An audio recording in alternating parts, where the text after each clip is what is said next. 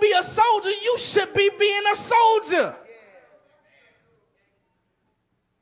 Our position is vital to the success of our leader. Our position, it holds weight with how she gets her job done. Watch this. She shouldn't have to be shut in about the same 5 people. Every month she come in to shut in. Come on, somebody new need to be on the list. And God forbid his leadership. I told mine, if I got to keep praying for you, you need to step down. You're supposed to be praying for me. Keep me lifted up. The fact is that our positions, even if you don't have a calling to be a pastor or an elder or an evangelist or whatever you're not called to do, the fact is that your position is still important. And if you vacate it or if you leave it, you leave the leader open. That's why her warfare is a lot greater than it should be.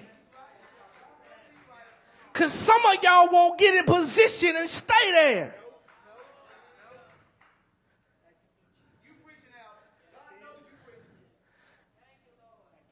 Some of you get 1 foot in and you take 1 foot out. You take 1 foot in and you shake it all about.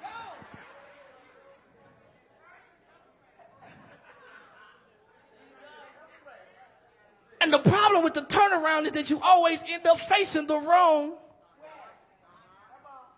direction.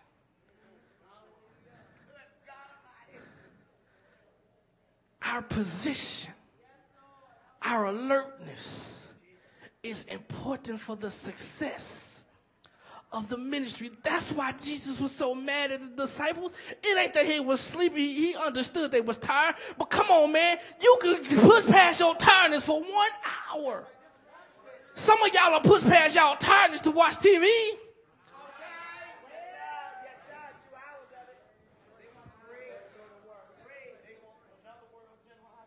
Some of y'all will push past everything else but going to God. At that point, I'm tired. I've been to church all week. I don't feel like giving no more. I just ain't going to go.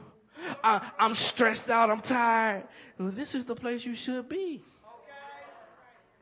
But if you were in position, watch this. If you were in position, the stress wouldn't be so great. Because if you were in position, those that are around you can help build you. The Bible says that iron sharpeneth iron. The only way they sharpen is if they got to touch. They got to come together. In this season, in this time, I've heard that everybody's been talking about the fight. And I heard Pastor Shackelford talk about the fight. It's not yours, it's the Lord's. But I want you to know you got to show up for it. He going to do the work, but you got to show up. You still have a responsibility in the fight. And your responsibility is to show up and be ready to fight. Because see, it may be a point where God said, go ahead. I'm going to let you have this one. Watch this. Every time he was getting ready to give the children of Israel a victory, he gave them permission to fight.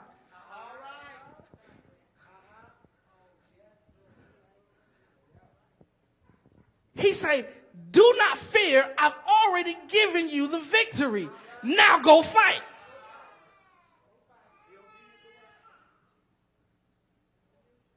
Every time, he'll give you permission to fight. But you can't fight if you don't show up. You can't have victory if you don't show up. You cannot have success if you don't show up. And watch this. When you at home, because you didn't show up, remember, it ain't just you that you are affecting, but it's everybody else that showed up. And watch this, it's even some folk down your chain line that you are affecting.